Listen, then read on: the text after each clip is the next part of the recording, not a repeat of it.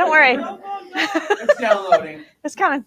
Okay. Healing, Good morning, everyone. Welcome to A Course in Miracles Friday morning. I am Lisa Natoli, and I am so happy to see so many faces here. And this morning, Monica Dubay is teaching how to stay peaceful in turmoil times.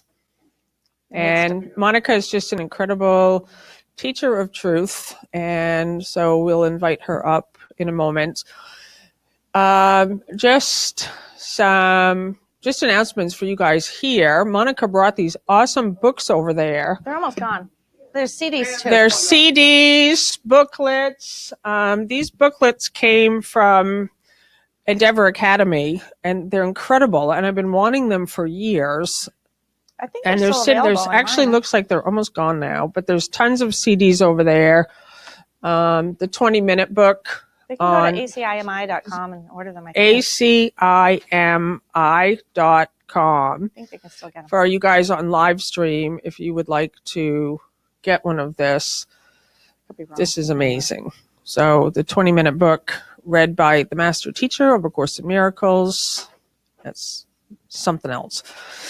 I also have official Indian chai spice up here made by our very own Idris, who's here as a guest this week, and he's going to be reading us the Cafe Gratitude. If anybody wants some, I have cups.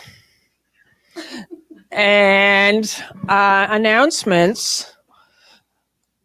I just want to let you know that the presenter series, which is through the Teachers of God Foundation, it's a community that's inspiring and supporting individuals to live the principles of A Course in Miracles. And we have a different presenter every month. And it's just been incredible because they found just the most dedicated teachers of A Course in Miracles in the world. And they've come and part of the presenter series every month. And starting in August, there's two teachers. One is Cindy Laura Renard, and I interviewed her, and it's just an incredible interview. And she's got amazing deliverables. And also Amy Torres is towards the end of the month. And so the cart for the transformation series is officially open. It's only open for a couple of days at teachersofgod.org. Arthur Gay is going to be teaching next Friday here, and he's going to be taking questions. So if you have any questions, send them to info@teachersofgod.org. I am going to be teaching the following Friday, which is August 16th, and I'm going to be teaching on having a healer's mindset. And the next part's very important for anybody here in this Friday group. We're not meeting here on the next Friday, August 23rd. So the last Friday of the month. And what we're going to be doing is meeting on Zoom. And the idea came that we wanted to have an open mic available to the people on live stream to start sharing their voice. So we have a live stream audience. Welcome, live streamers. There's over 1,000 people who watch this Friday group every week. And what we wanted to do here when Bill and I first had the idea to start this Friday group is that it would be a place of activation for individuals to begin to live the principles of A Course in Miracles, not just sit around and talk about them or study them, and then actually begin sharing them. Because the only way you really can step into your own certainty is to begin embodying and sharing this message. And that's a fear point. For those of you who have stood up here with the microphone, right? It's terrifying. It's terrifying to begin sharing from yourself. And what we encourage people here in this group is that you be yourself. Because so often in spiritual groups, there's an idea of what awakened self looks like, right? It's that you're holy and you've got all the words right and that you're just whatever that idea is. But what you'll discover is that when you simply have the willingness to begin sharing from wherever you are, you cannot get it wrong. Amen. You can't get it wrong. And so we constantly will say, hey, want to say something? And pass the mic. And almost everyone at first thinks I'm not ready. Well, you'll never be ready. No one's ever ready. Never. No one. Right? It's only, so you have to step in when you're not ready. You have to step in from the place where you are. And A Course in Miracles is a way to remove the blocks that are in your mind that you can't see until you start expressing yourself. So what often happens is people are on a spiritual path, doing the work, going somewhere, right? I'm going to get there someday. Going to get to peace and happiness and joy someday, and then I'll start sharing. You'll never get there. You're never, ever going to get there. So when you can start saying, I'm just going to stand up and be totally open. Just here I am. That's what Jesus said. Here I am, Lord. And then what can happen is you really begin to feel that stirring in you. Feels like fear, but it's not fear. Everything's just energy. Everything is just love. Excitement. And when it starts to move in you, that discomfort makes you want to sit back down in the chair and slide back into your old habits and keep like doubling up on the efforts so that later you'll get there. And we really, Bill and I were very intentional with this Friday group that it would be a place for teachers of God, which is what all of us are. And so for you guys who walked in late, we're not having a class here on August 23rd. It's online only. And it's online for those of you guys out in the world who would like to share. And I don't know how many teachers we have yet, but we usually have 5 to 6 teachers to share for 10 minutes each. So if anybody out there would like to step in, August 23rd, send an email to info@teachersofgod.org. And I encourage all of you here to be there online, to really meet the guys online now. Because we're always here. They're always behind the camera. Now we get to be there with them. And so that's August 23rd. And Vicki Thomas next Friday, Arthur Gay's next Friday, teaching non-duality and A Course in Miracles. Marianne Williamson will be at Vicki Thomas's house from 4 o'clock to 6:30. Who's going? I'm going. What day is that? Next Friday. So, you're going? No. You're going. I'm going down to... So what we could do after we're off the camera, we could, if we want to take cars down, I'm going also.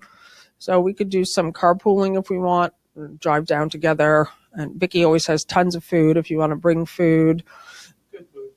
But what? Good food. Good food, yes. So that's 4 to 6:30 next Friday. It's at Vicki Thomas's house, and it's a private residence, so I don't want to give the address out here, but I'll let you know. And for anybody online, it's at marianne2020.com or .org, I'm not sure, website. You contact their website, and they'll give you her address. And we have 8 tickets left for Los Angeles 2020.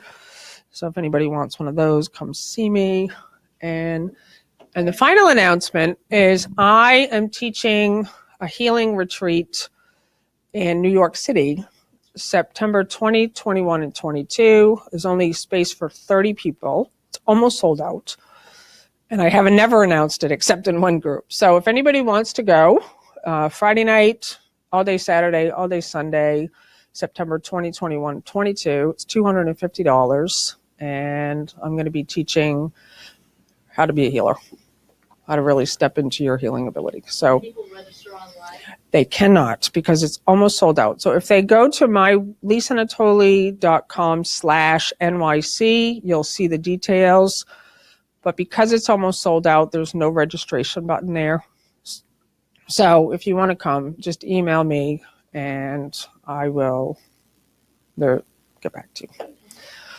Okay, so we'll have a moment for meet and greet. It's so nice to see all of you here. And we just greet each other in love and blessing each other with holiness. Okay, I got a bag for you have in your bag. I know you want it. I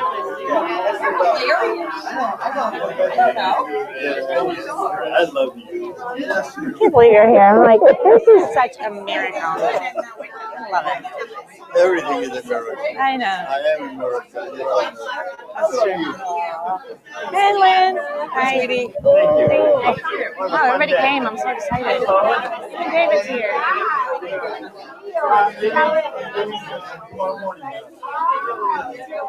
Shirley, Shirley.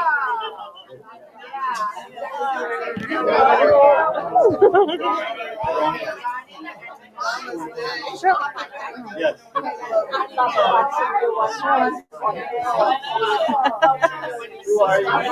Shirley, I have your glasses. Did you get them? I have them. They're in the car. Oh, okay. Oh, okay. Peter, glad you're here. That's great. All right, I gotta step back up.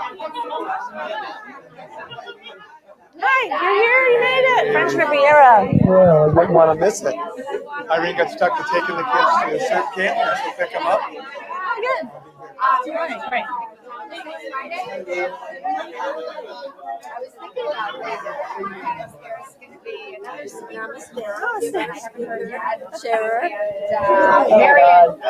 I have no idea what I'm going to say. And you know it'll be fun. Yeah, but it's like, wow, I thought I had this planned, and then I'm like, I really don't. Okay. We'll see. We will just see what comes out of my mouth. Hi, how are you? Very good. Namaste. You're going to be speaking today. Yeah. What was your name again? Susan. Susan. Monica, right? Yeah, my sister's name's Susan. Oh, okay. Yeah. You remember. Yeah, I like the sharing that you did last week. Oh, Thank you. It really helped me. So Oh, I I'm just so want glad. to absorb all that information. Well, I'm going to be demonstrating that today because I have no idea what I'm going to say. I like that too. I like that you said that too. You know? Yeah, I like what Lisa said. Just say something stupid. Yeah, let it come out. Don't let you have to think it through, and then make sure it's not stupid. That's that fear of looking good. I gotta look good, make sure everybody's okay, but I look good and don't look bad. And that's just all ego stuff. You know, trusting in your own self and being comfortable with in your own skin. That's what I'm gonna talk about.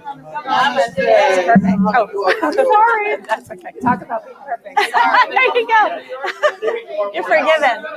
You're forgiven. You're always forgiven. No matter what. Yeah. I was booking my room. Oh, that's just. Oh, you came back. I got back last night. And you came. And you came here even at. I know. Oh my And I'm God. all messed up. I don't know. Yeah, I bet you are. Yeah, I'm George jet took lagged. 7 days, so he had to work. Yeah, next week, unless it's, I don't do heat. So if it's Scotland, 95 this day, girls that we I met. won't, but I'd like that day to go down. Okay, oh, good. I've been trying to figure out how to get there. Because I think Nancy, they're all doing cottage. She might be going to say, I don't know why. So, yeah, I can't go to the thing Vicky's does. Everybody wants to know. Okay, everybody, Sharing minds. come back. Stripe. I know. I like this. I don't know why. Stripes. Okay, so I would now like to Tell me what introduce to say. my friend Adrice to come up. And what we do every Friday is this book called Cafe Gratitude. And it's just a way for us to contemplate some idea.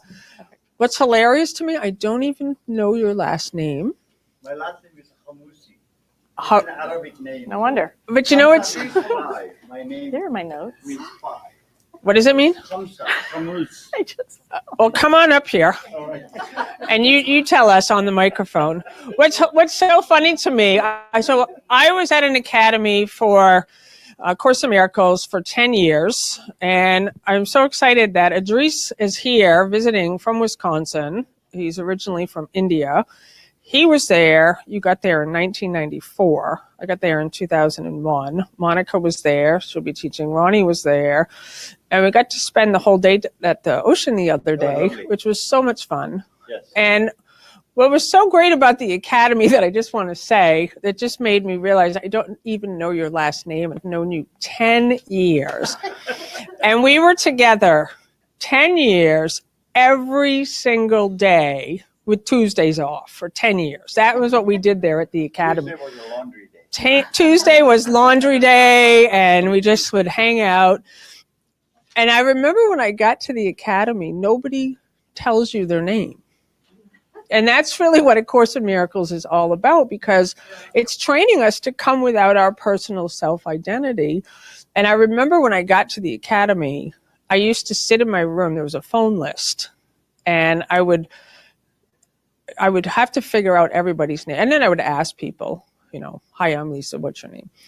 So it just makes me laugh that after all these years, I don't even know your last name. I know your last name. But this is Idris, and that's my last name. And I'm so happy that you're here, and you're going to share with us Cafe Gratitude. Thank you. Hi, everybody knows my name is Idris. And Lisa and me and Ronnie and Monica, we have been together for many, many years.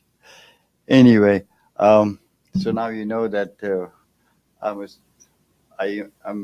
I'm a student of A Course in Miracles. Keep it up there. I'm not used to with this mic. I'm used to with this mic. Anyway, so Lisa asked me to share something, and this has jumped out, and it's really appropriate for me, and I think it will witness to all of us that this is what we go through here in our process of awakening or imaturation process, what we go through. And in the Course in Miracles, Jesus makes it very clear there are only two emotions, which is love and fear. And then Jesus says, love you didn't make it, but fear you made. And what you made, you believed in it. So now you need a help from out of the time frame reference for you to come on home. So this is jumped out in front of me. It says, it is simple to face your fears when you stay in the moment. Fears don't live in the present moment. Isn't that incredible? Isn't that incredible? So in other words, what Jesus is saying to me in the Course, that how you maintain illusions by not looking at them. But when you look at them, they disappear right before your eyes. Because then you know that you made it up. So there is only love, and everything else is folly. Then the statement underneath says, what do you imagine your life would be like if you could simply trust in every experience? That's an incredible thing. And the condition we are in here is that we want to look at in the past and bring it into the present. There is no such thing as the past.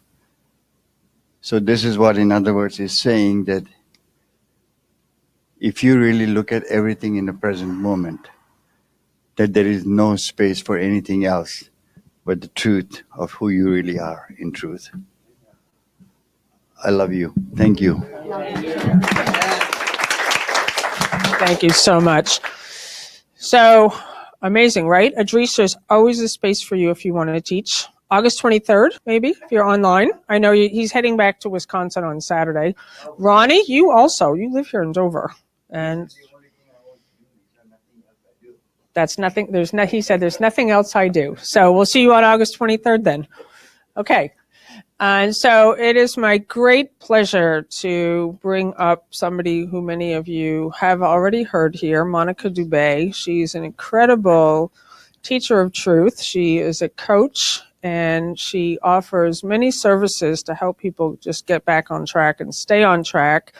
And you can find her at Monica Dubay, DUBAY.com. And she moved here from Wisconsin and was here for many years. And then she just, I don't know, a couple months ago moved to Florida. So it's so exciting that you're back here again. And she is going to be teaching today how to stay in peace in turmoil time. So come up, Monica. Thank you. Hi, everybody. Oh my goodness, everyone is here. Everyone is here. Even Patrick. Hi. Like, there's just an amazing thing that happens when you say yes to life, right? And yes to the transitions and to the changes and to the turmoil and to the whatever's happening, right? Because like Idris was saying, I would actually like you to come up and teach this class today, because you have such a presence of peace. And you've been my friend for so long. All of you, I mean, everyone here actually, but Idris and I go back a long time because, we were at the Academy and raising kids and married and doing all this stuff. And he would always make chai and we'd sit down and there'd just be this sense of joining. Yeah, he brought some today. There was this peace that I would always feel knowing that I'm connected to him, knowing that I have someone who's got my back, right? And that's what this group is for us here too. And as we go through contrast in our lives and staying in the moment, because we can't hang on to any of it, right? Like we had to let go of Wisconsin. I had to let go of the community. I had to let go of 3 husbands, I had to let go of children. It was always a letting things come and loving them completely and then letting them go. And that's very hard to do as a human being because you don't want to do that. Like you want to grasp and hold on and go, oh, but I want you to stay here with me. And I learned that doing that is actually death. It's actually possession.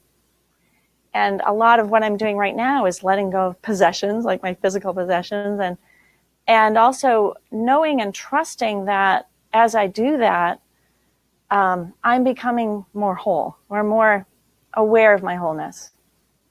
And that nothing is ever lost. And that's my message today. As you go through turmoil, as you go through the changes of your life, which is going to put you through stuff, that's what waking up is. It's going to put you through turmoil. It's going to put you through this need to hang on, which is all the ego ever does. It just wants to hang on. Because if I let go, and the ego can't let go, obviously, because it's not a real thing.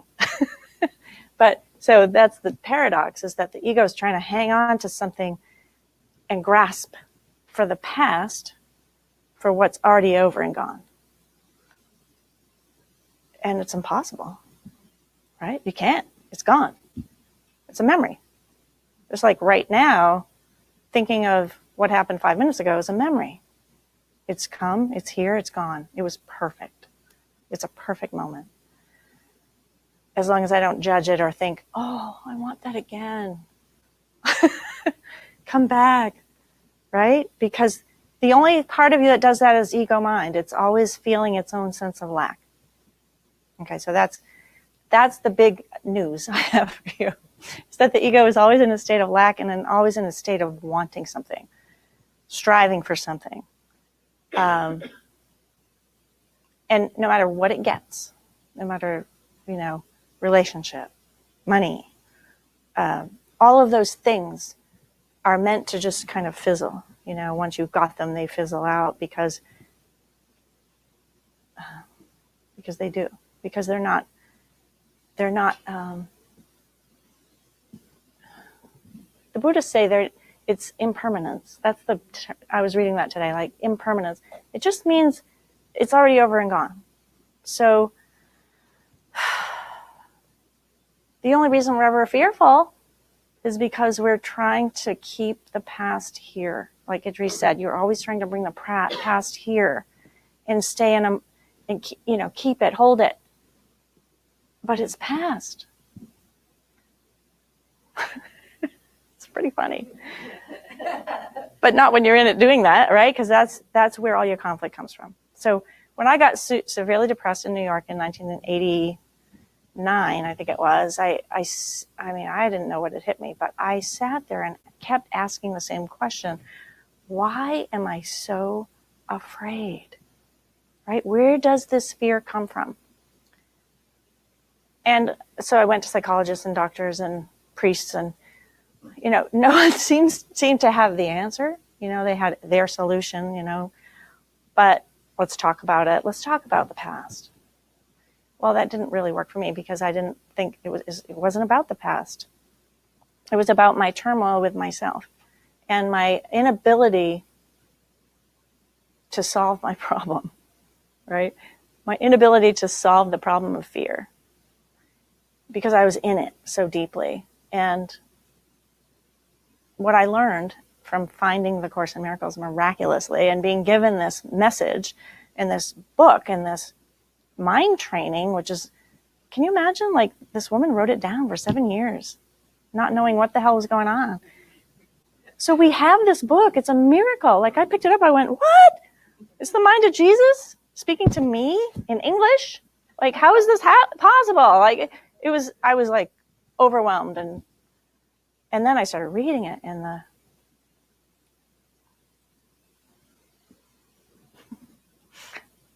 it just healed me. It healed my mind. It showed me what was true. And that was that you're in a dream. You think you're separate from God, and you are never separate from God. But that's our dilemma. We always feel this pain of separation, and feeling that doesn't ever feel good, and it is always causing us to solve that problem. Come out, find the solution.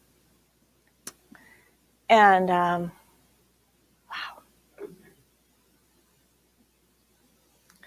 I have so much gratitude for everyone involved with that project of bringing that here, and us who still use it and teach it and spread this message, because I don't know of a faster way to get out of hell. I don't. And I've looked at everything. And I didn't want to sit in meditation for years. I didn't want to go to an ashram and go to India. I had that in my mind, like, no, I'm not doing that. I must have done it in other lifetimes, and it didn't work or something, because I was like, no, I'm doing Course in Miracles. And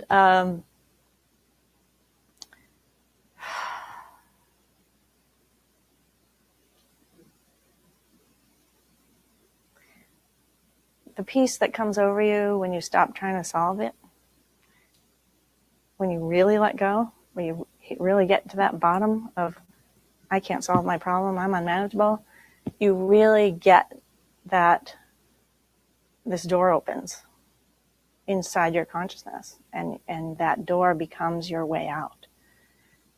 And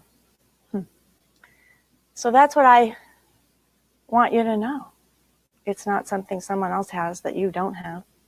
It's not something you need to get from a teacher even. But it is your willingness to go to that place where it's totally impossible and you can't solve it. Right, Peter? Like, you lose your wife dies. I had a custody battle. My kids were gone. They were 5 and 8 years old to live with their dad. And I got to see him on vacations, and it just devastated me. Could not understand that at all. I mean, so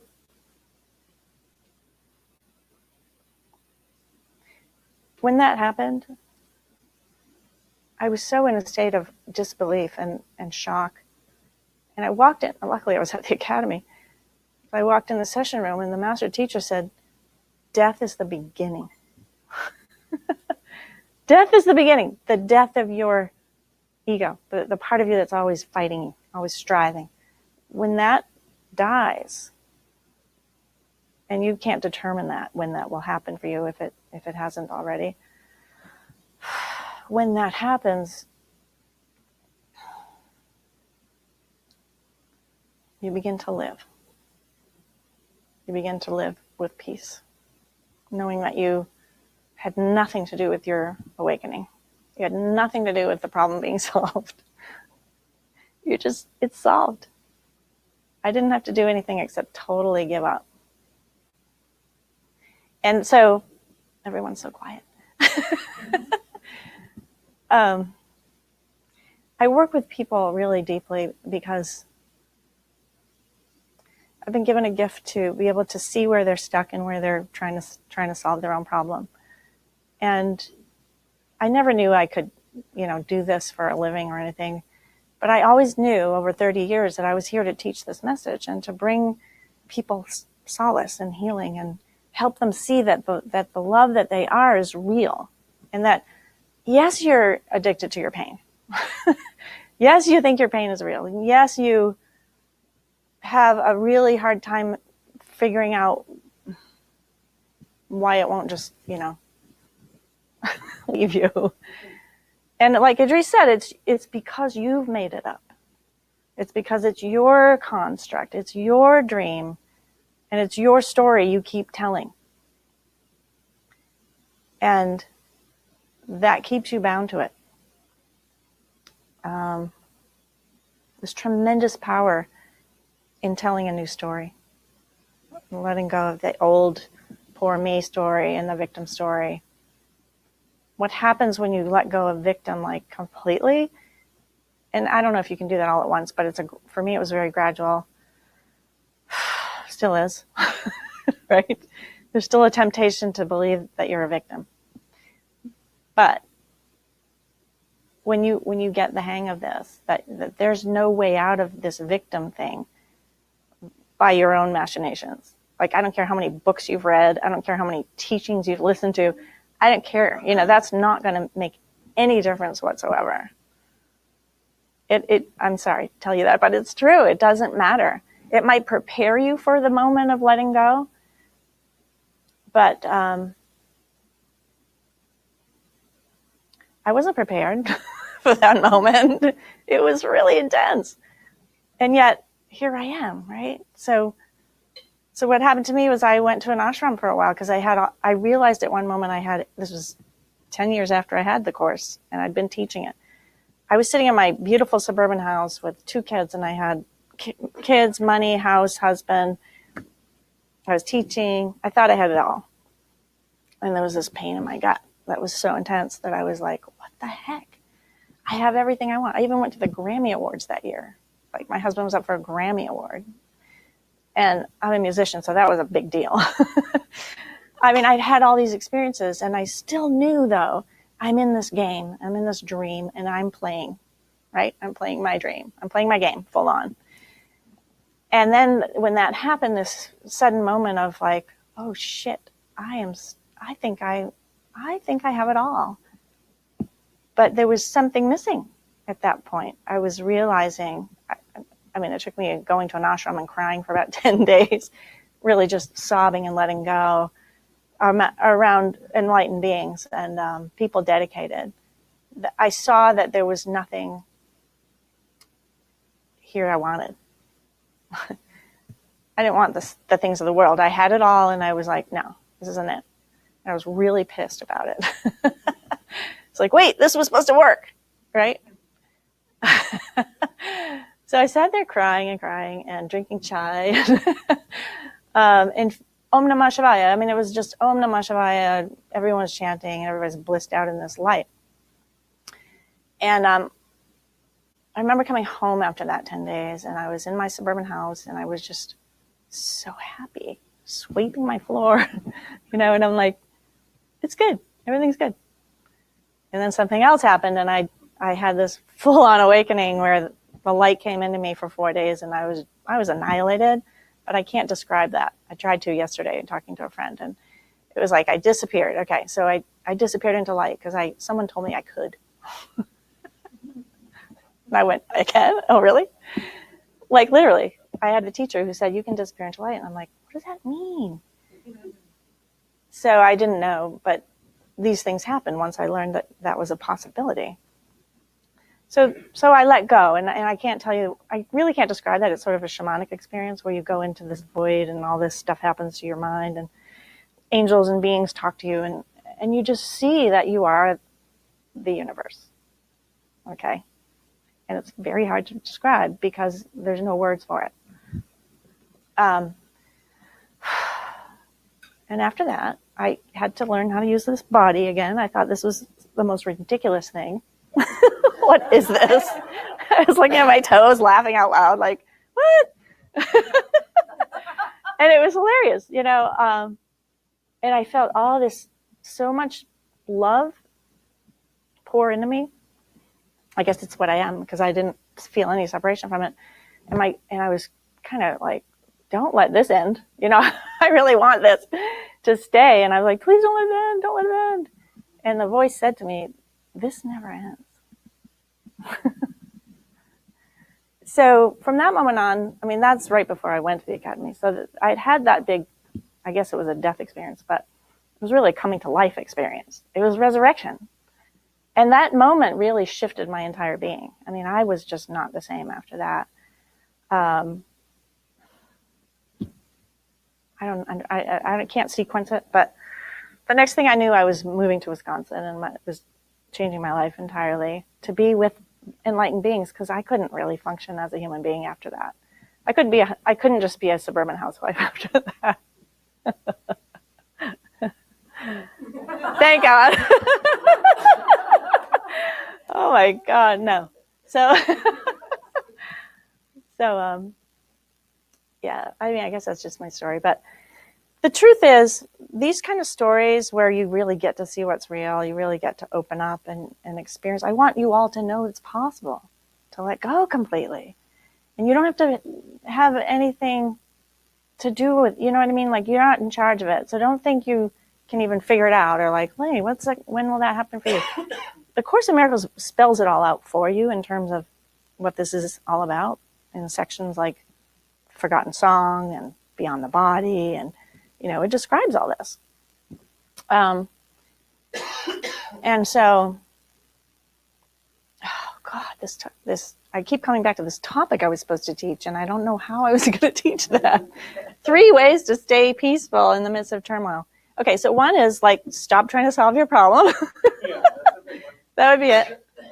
2 is if you are in a state where your mind keeps obsessing over something, right? Or it keeps, but what about this? But what about what about my money situation? What about my kids? What about that? You know, so you've created problems, right? So if you have these problems and you're still trying to solve them,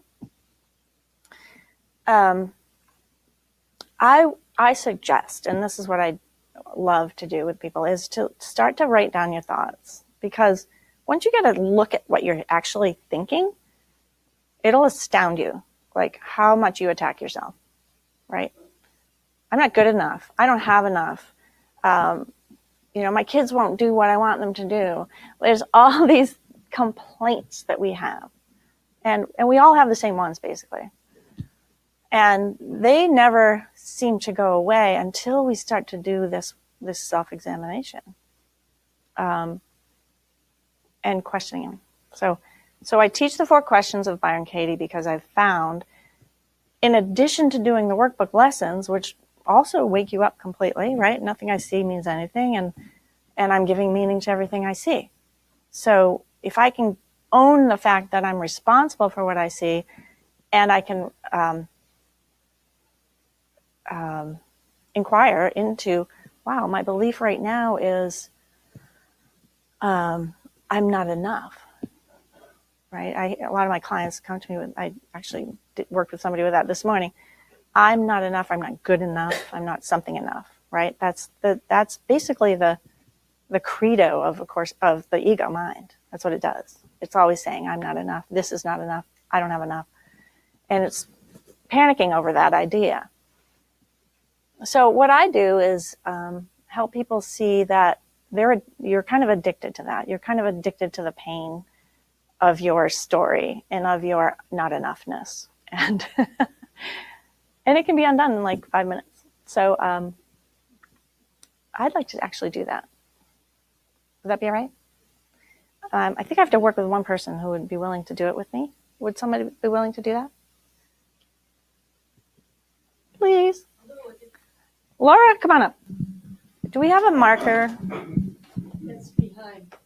Thank you. Okay, thanks. Yay. All right, so this is how fast this works, and I want you to see how fast it works, because once you get the handle on it of how to do it, you won't keep questioning, well, should I do that or shouldn't I? Well, you should do it. So just sit down and do it, okay? There's no getting around it if you're still struggling. You know, you have to become aware of yourself. So, do you ever have that thought, I'm not good enough? Always. Oh, okay. All right, so It goes and it comes. Yeah. That little ego is a little It does, right? 'Cause crappy. That's its thing. So I'm going to ask you 4 questions, and it's real simple, and we'll see where it goes, because I never know. So I'm not good enough. Say that to yourself right now. I'm not good enough. And I'll just ask you, this is a yes or no question. Don't story me. Don't tell me. Is it true? No, it's not true. Okay. So the first is it true? And we're staying right in the moment with it. No, don't worry about the past. So she's like, no, it's not true. But you just said before that you do believe it sometimes. Mm-hmm. Okay. So I'm going to ask you a second question. Are you absolutely sure it's true? Because I know you said no, but when you do believe it, are you absolutely sure? No, I'm not. Okay. So usually when you say no, we skip to that. But I want you to know there's a second question in case they say yes. Yeah. You take them a little deeper. Like, are you sure? So right at this moment, that's right. Because I do Byron Katie too. Yeah. Right. So she knows. Yeah. And so I kind of get the questions, but it can even be like something's happening like right now. You know, is this, awful? Is this happening? And I will say yes at that time. Of course, because it is. Is this honestly, no quick story, because I don't want a story, but I was just in Scotland and a bus backed into me. Wait, now you're going to And at that point, I'm standing there and I'm doing the question. Stop. There it You're in a is. story. Yep. Okay, we're not going to go to the So story when right I do say yes, I have to say the second part. Are you Yeah. absolutely true? now. Yes. Ego doesn't want me there. Right. Because you don't want to question that. No. All right, so it's tricky. It It's is. tricky because we want to fall into the story and justify it. Yes, it's true. Of course it's true, because this happened and this happened and that happened, and then you're like lost. So And sometimes we keep saying yes to that. yeah, and it's okay if you say yes to it. It really is. So yeah. So how do you react? And this is kind of an internal meditation question. When you believe this thought, and I'm sorry, I'm not writing very clearly. When you believe this thought, how do you react? So go inside for a moment and just embrace the thought for a minute. That I'm not good enough. Yeah. How do you react? What comes up for you? Fear. Okay. What else, if anything? Need to control. Fix. Okay. Anger. Anger.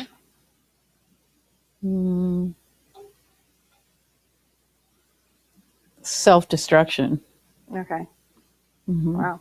So you want to hurt yourself. Okay. Not physically, but Well, right. But there's the thought of attack myself. Attack of yourself. Yeah. What's the second one? Anger. Fix. Fix it. Sorry. Control. Fix and control. Okay. Fix. So right now, Mm-hmm. instead of bringing it from the past, like right now, do you feel that, all this stuff? No. You don't. Not right now, because I'm in this room with you guys. But in all honesty, like you, if you believed I'm not good enough right now, what would that feel like for you? It would come like right up on my solar plexus and into my heart and just take over my mind and fear and So you feel it viscerally. Mm-hmm. Physically. Yeah. And so mentally. it does have that physical feeling a lot. Mhm. It's like, ugh. Mm-hmm. And I do ask you to feel it because then it's not just a theory. It's not just something in your head. This is not just mental. This is emotional healing, and it really is. It's and physical. It's crippling when you're in it. Yeah, it is. Yeah. Anyone else feeling that right now as we're doing it? Yeah. So everybody's got it. Good. Oh, thank you. I mean, not for feeling it, but for being willing to feel it, being willing to be open and vulnerable and honest about it. Our minds are going to go, no, yes, no, but just feel it. So it's a meditation.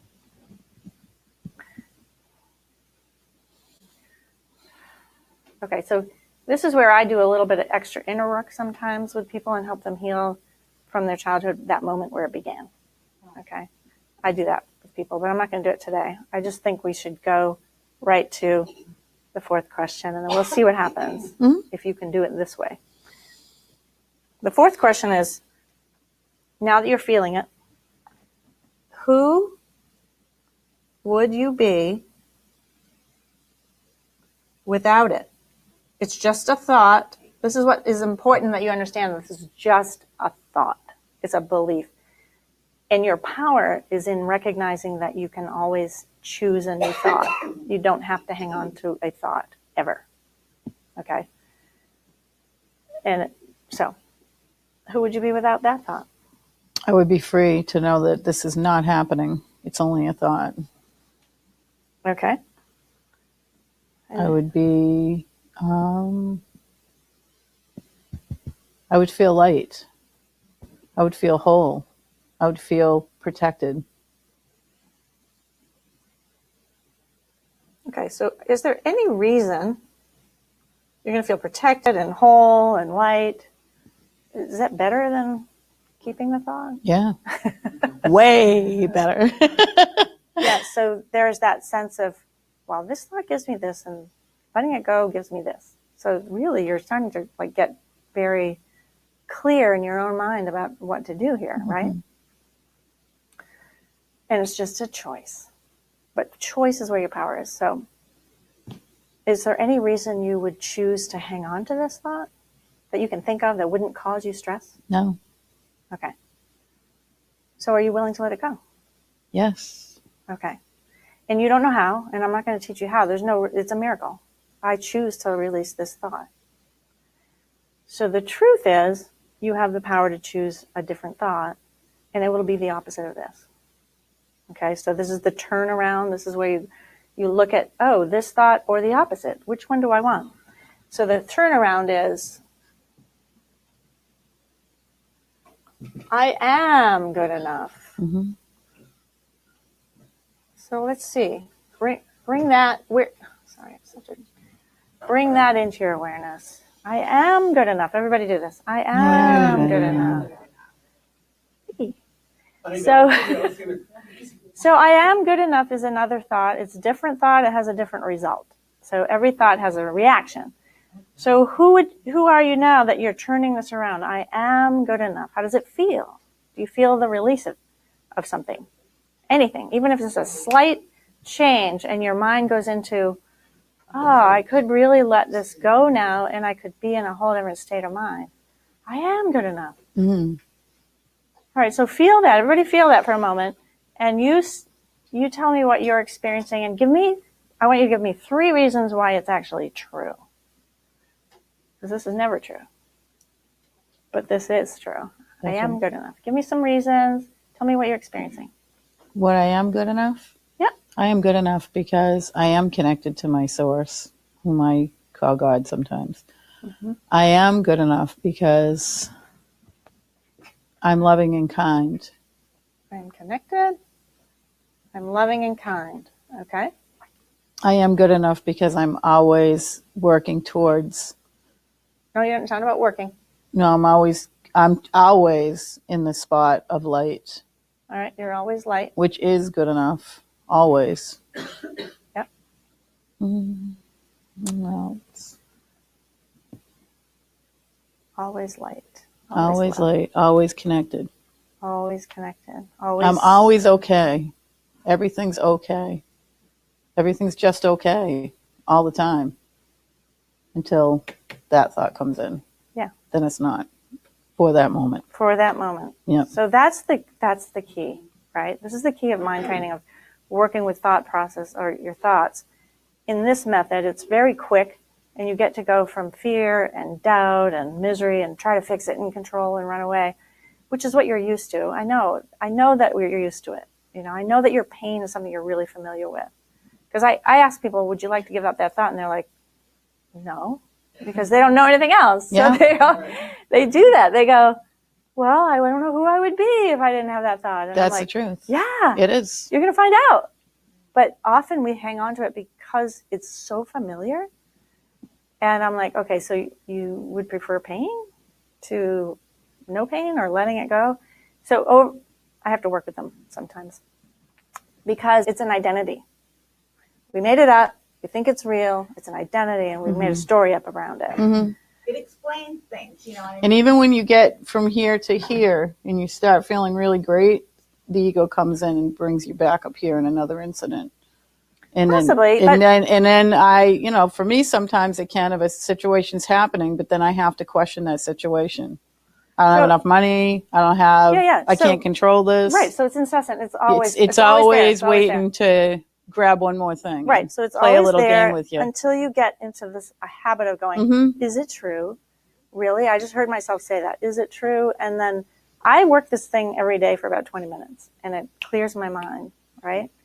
But if you don't do a practice like this, then you will it'll just keep recurring. Oh, it's not working. And there is an app for that. And there is an app for that. There's a Byron Katie app. There's a Byron Katie 4 questions. You literally can put in what you're thinking at the time, and she'll literally come up her face and ask you. I didn't see the face. She actually comes up and says, "Is that true?" Yeah. You know, whatever it is.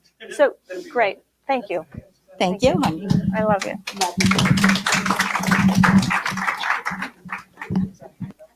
All right. So I have a really good story. you do? A quick story. All right, I just want to make sure, does everybody get how this works and how simple it is? Okay, so that's a method that's so fast and so powerful that every time I do it with clients, it's like, done. Okay, that's gone. And sometimes it's really cathartic. A lot of times it's very cathartic. You know, like I've been working with 20-year-old women, and they're like, oh, I've always felt this not good enough. And because it's so cathartic and they really had a huge release, they are totally changed. You know, this really works on the deepest of levels. And what I found for myself is, like,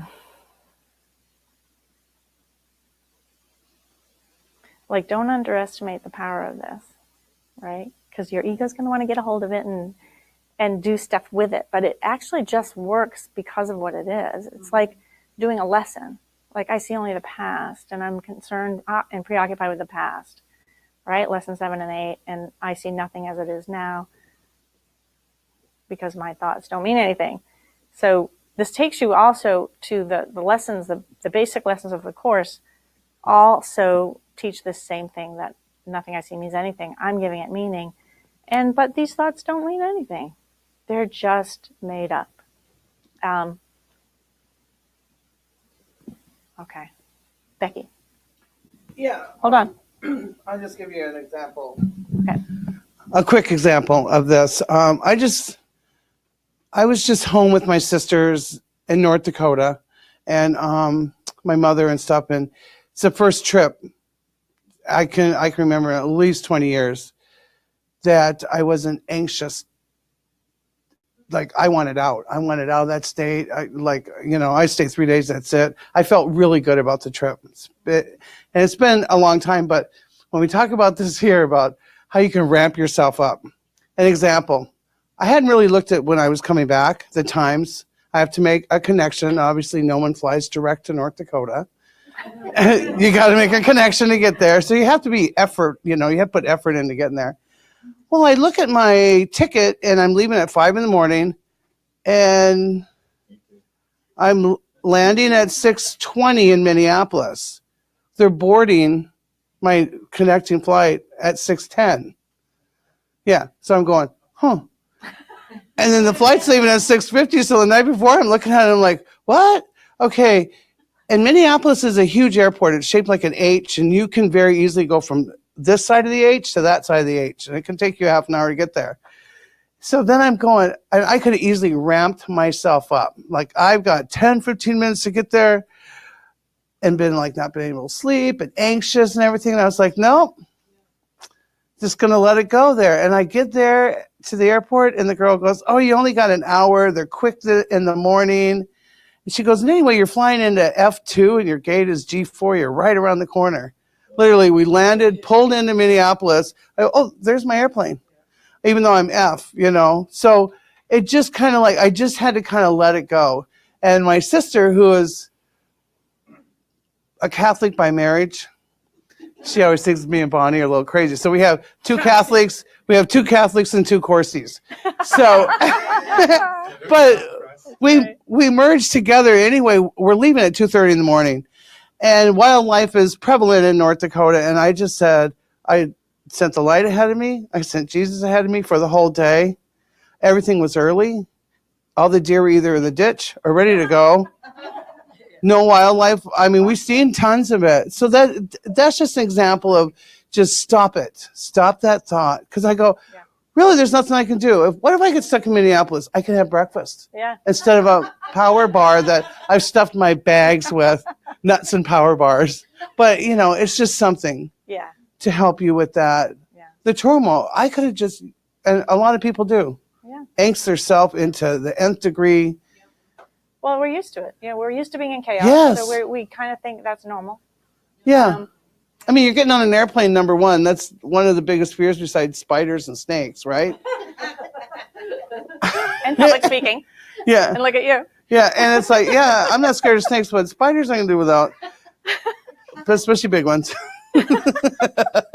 But anyway, but you're this giving is that meaning, and so you can change that too. And it's like, you know, I just kind of like, I have no control. I've always said, when you fly, you don't have any control. You get in your seat, you buckle up. Yeah.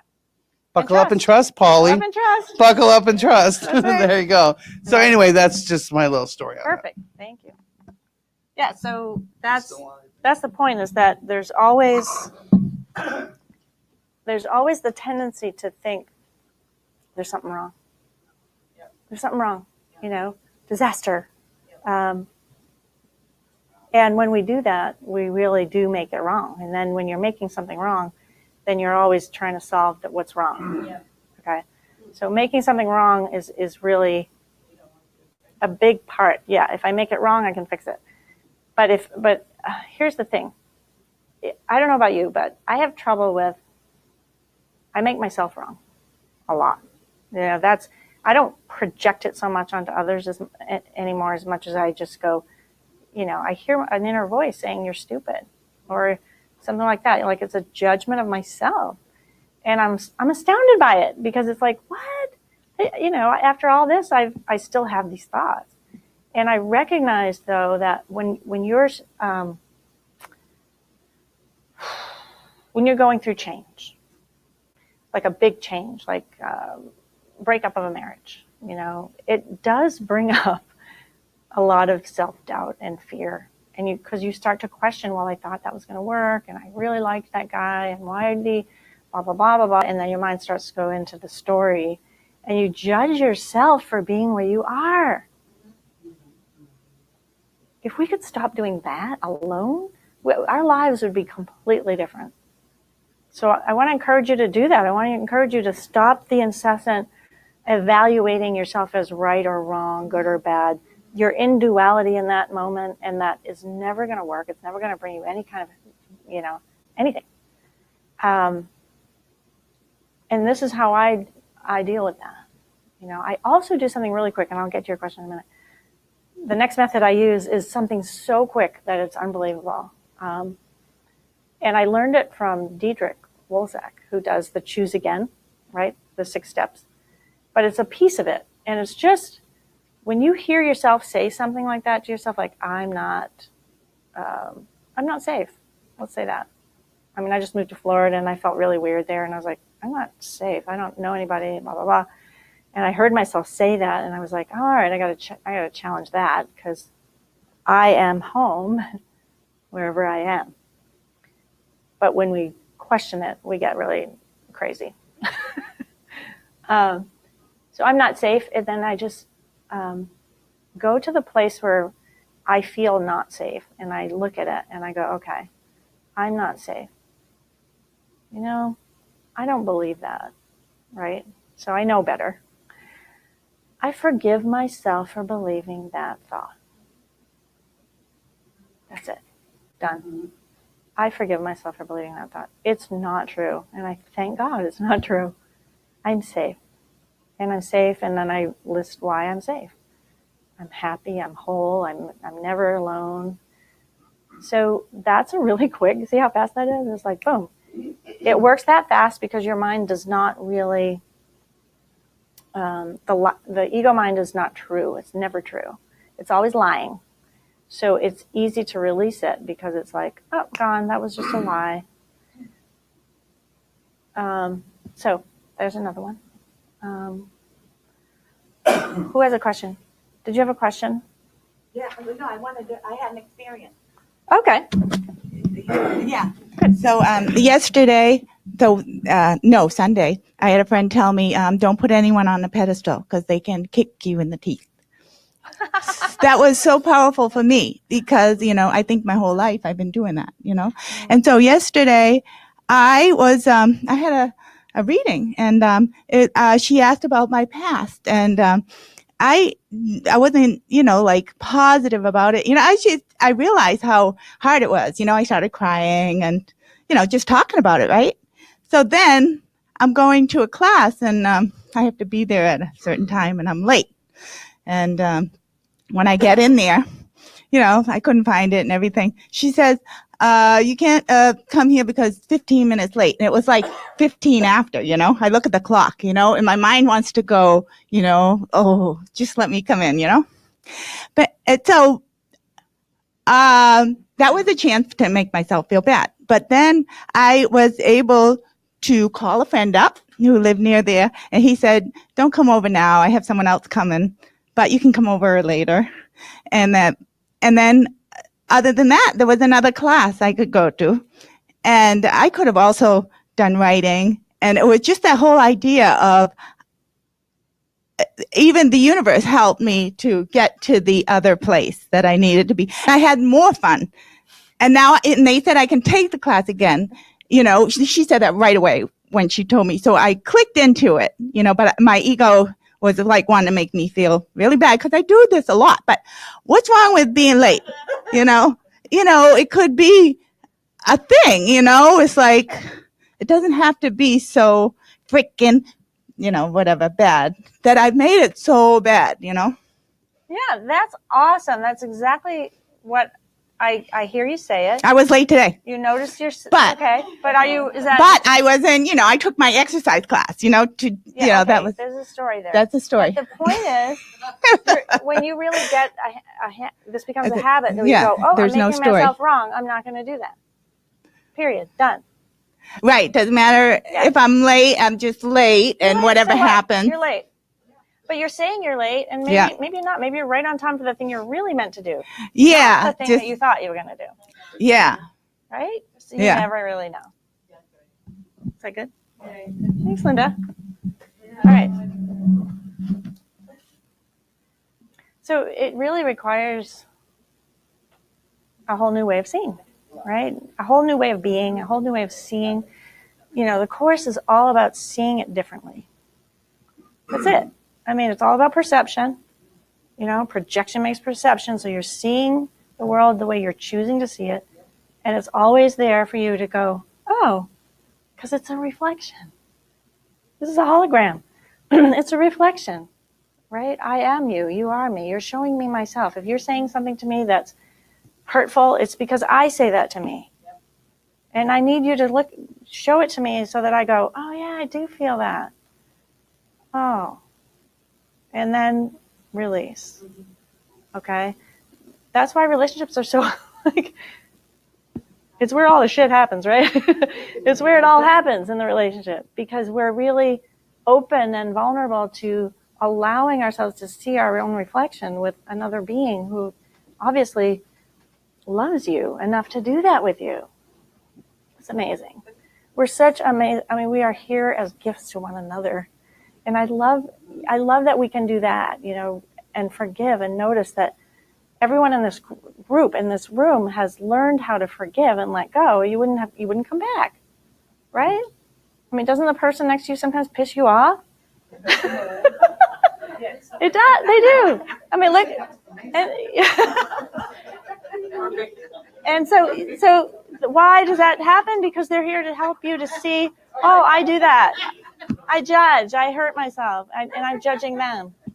So, you know, I mean, everybody thinks, well, the academy was such a great place. It must have been full of bliss. No, it was full of chaos, and everybody was going through their shit and letting go of their egos. It was not a peaceful place.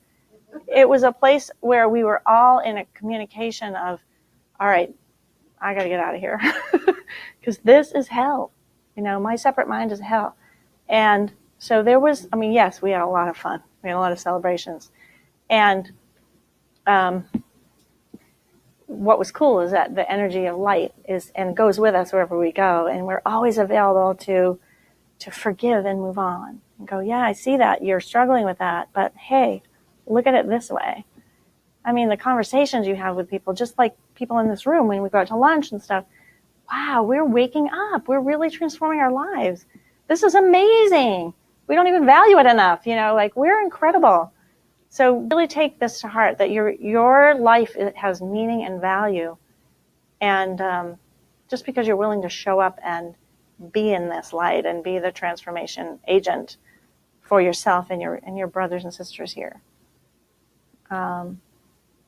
This is what I'm learning from moving around a lot. Literally. Because after my kids grew up and moved away, I was like, wow, I can go anywhere. You know, I mean, I can go where I want. So I started doing that, and it was always a little weird. I sold my house and started moving places, but all I wanted to do was join with people. You know, I just kept wanting to join with people and help and share and love. You know, that's what we're here for. So, David, do you want to say something? Oh, good. Well, you have to. Well, you have to be on the. Is that one of the requirements? Yeah. We all need to see this fabulousness. I always admire you folks that changed your lives and went out to the academy. I mean, I was so tied into convention when I was at the age you were making those decisions. There's nothing in me that would ever allow me to make that kind of a shift. Well, I was operating from fear too. And I realized that probably a lot of your decisions was based on love, but sometimes desperation has a place to play too.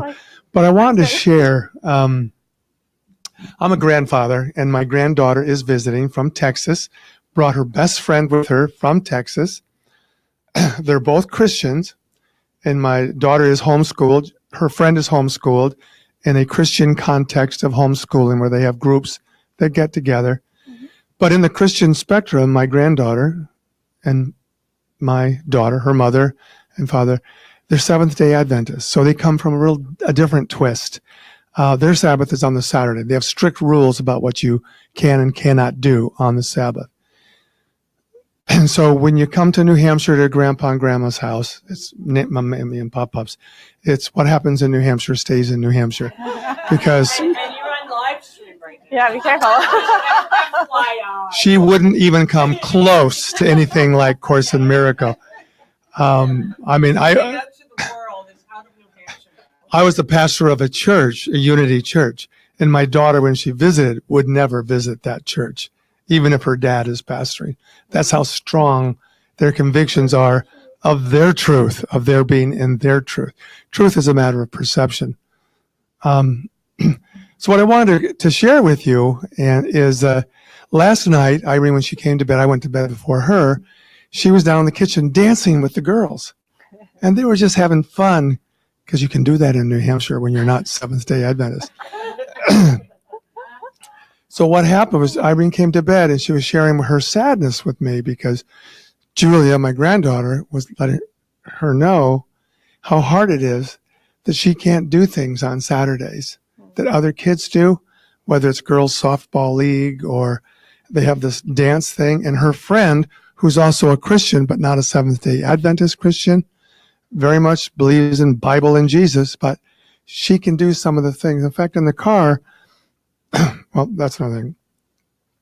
So Irene was feeling very sad and even had some tears about our granddaughter, who just feels like she's left out because of the beliefs of her parents that has incorporated her.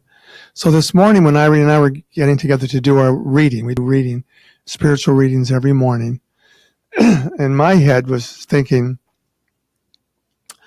maybe I can have a talk with her father, Michael, who I know respects me, and we have this respect for each other. We visit them, but there's this gulf in between their belief system and our belief system, which is not so much a belief system as it is a letting go of all the crud that gets in the way of love. So I'm thinking, well, maybe I could have a talk. And I started fantasizing about, what it would be like to be 14 years old and not have access to the kind of things that 14-year-olds do. And I was voicing this out loud to Irene, and Irene tells me, I've just been praying to Jesus and asking for help, that anything that can shed light, and then let it go. And I realized I was getting into my ego, wanting to try to control the situation that really was calling for love. And I said to myself, who hasn't gone through those years of adolescence without having some visitation upon pain and heartache and things you can't do and whatever? And boy, I just felt like that's it. There's no need to have a conversation, because whatever I would contribute to that conversation by way of admonition to the father of what's going on with his daughter, he wouldn't have the ears to hear it. And so I really got that my job is to accept what is. And so that really felt good. And I felt a need to want to come here because I have a need. And I can't believe, Vicki, you walked in. You're one of my heroes. But, every now and then, my wife and I, wonderful support. And, we have this ideal marriage, which is probably the third one. The first two marriages that we were both in didn't work very well, but this one is working very well because we're bringing wisdom and a spiritual aspect of it that really works. But I needed to be here to hear exactly what you had to say, because, and I know you've been in some pain in your life and insecurity and not sure and so forth, but you're operating from a ballast. You're like a boat that has a deep ballast that stays upright in the storm. And that's what I love about what you bring, and your story of what you brought when I met you and Vicki and you. I don't know you, but going out there, something called you. I never had the operating. We all know each other. But the one thing about aging, the gift, and I will end with this, the gift of aging and being in my mid-70s is, and through the course and the teachings and all of you that have had influences on me, is that I'm coming more and more at ease with the unknown. I don't know what's going to happen around the corner. I know that I've been to the spare parts department. I've had cataract surgery. I had skin cancer surgery, all those things that come with the package of aging. But you know something? If you can live quietly, peacefully, and lovingly with the unknown. And I'm going to be with you in that wonderful place you're going to live in Jacksonville, because I know you're surrounded. Even though you don't know like you know here, you do know them in some way, don't you? Because they're down in Jacksonville just like they are here. That's all I want to say. Thanks, David. I love you, Monica.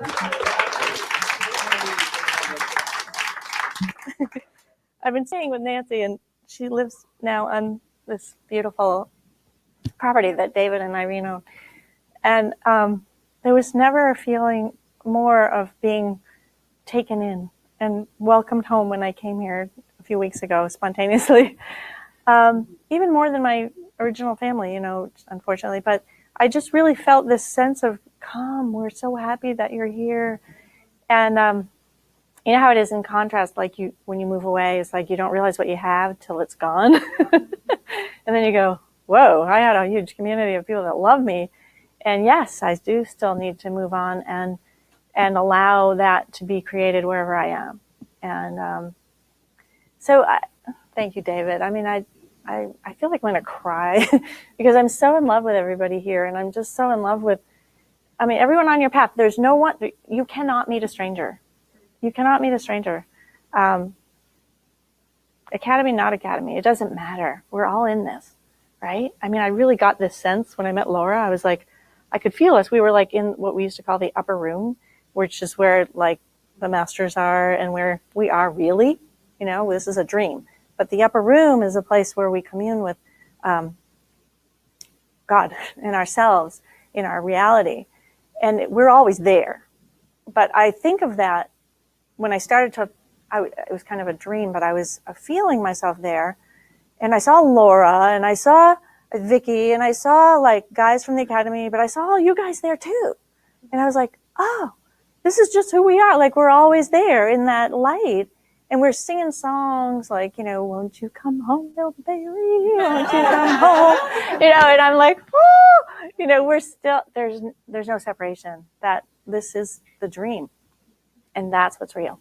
And so, yeah, you're all in it. You're all, everyone, actually. There's no one missing. So I think that's my talk.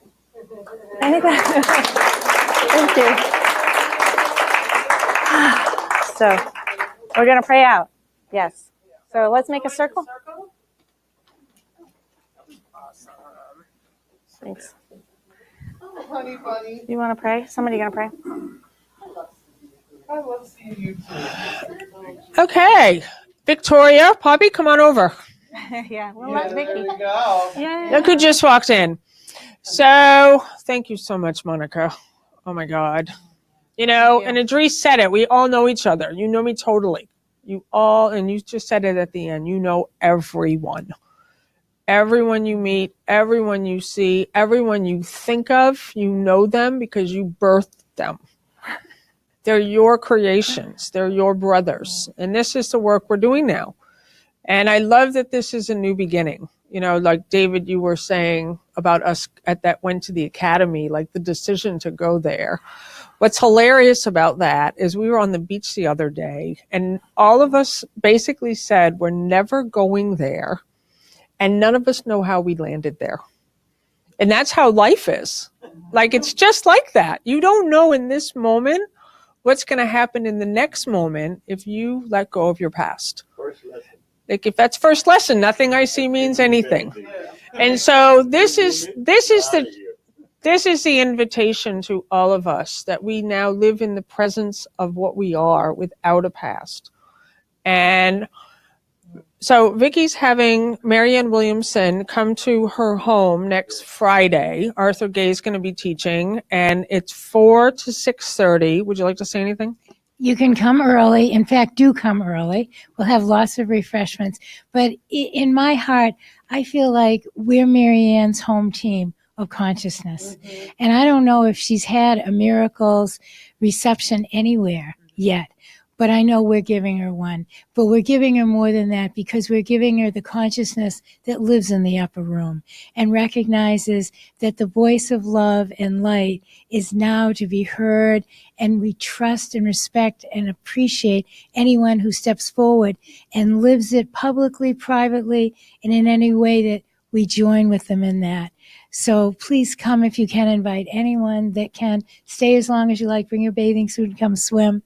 And thank you all that we do live in that upper room together, and that when we meet each other, it's always a homecoming.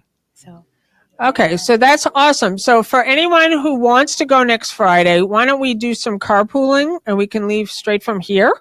And Vic has a pool and just a beautiful space. So I think to go down there early. And what you just said, Vicki, I actually had a vision too. I don't know why, but I feel like Mary Ann's presidential party is going to be in the Concord, New Hampshire office. I don't know why, but I feel like New Hampshire's her home. Like she keeps saying it, like the New England area. And so what's the date of the election? November 5th, 3rd? 3rd? So let's all mark our calendars to be in Concord, New Hampshire for the party for Marianne Williams to become the president. And Idris, do you want to do the prayer to close us out? Thank you. I'm going to give you. Sorry, yeah.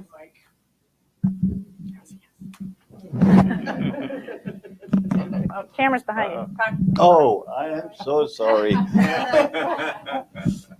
Heavenly Father, thank you for this beautiful gathering.